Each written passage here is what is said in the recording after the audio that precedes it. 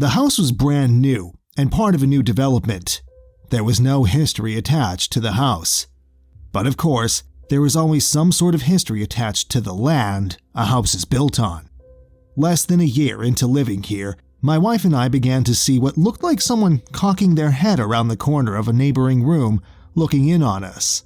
Of course, with 6 kids, we assumed they were playing another game of I Spy with us as their subjects, so I would call out to them, run to the other room, etc. And sure enough, there was no one there. Soon it happened when the kids weren't even home, and we were both seeing the same thing. What looked like someone looking at us in the next room. And as always, when we turned to look, the head would straighten up, and whatever it was would vanish into the other room. We would see this repeatedly.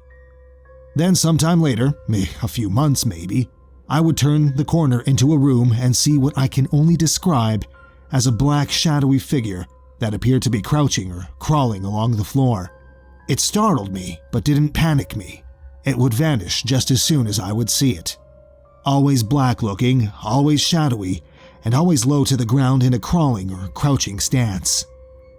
These forms didn't have the definite human shape that the standing ones had, but my reaction was, this is someone either crouching or under a black-looking blanket crawling around the floor of my home. Things got really strange for me when I was out with my 10-year-old daughter doing a few errands. All I asked her was if she had ever seen anything out of the corner of her eyes, that's all. No hints, no coaching, not even a mention of a specific location where it happened.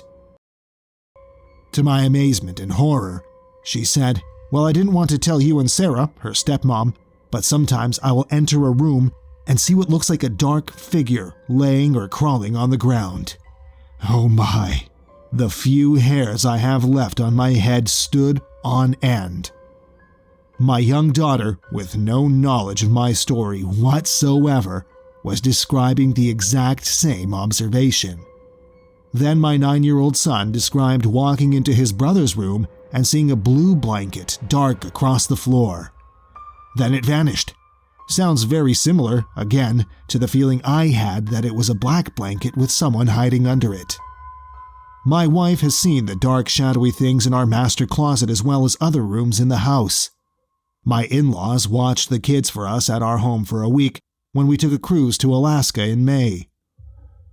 She admitted that every time she did the dishes or was cleaning in the sink, she could see a figure, dark and shadowy, watching through a big plant we have on the kitchen counter. When she turned to look, it disappeared. I have seen something behind our couch, family room connects to the kitchen, while doing the dishes. It was clear enough that I swore it was my 6-year-old playing with me. I looked, and there was no one. In hindsight, we remember clearly when our baby was a few months old and would look up at corners of the family room and wave and say hi to things that weren't even there. At least things we couldn't see. No odd reactions from our dog or other pets. We are actually having a paranormal team come to our home soon to check things out. They, as we, are intrigued by the fact that 3 adults and 2 children are witnessing what appears to be the same shadowy figure encounters all under the same roof. I can't wait to have them over and to see what they find. We're not scared, really, but we are very, very intrigued.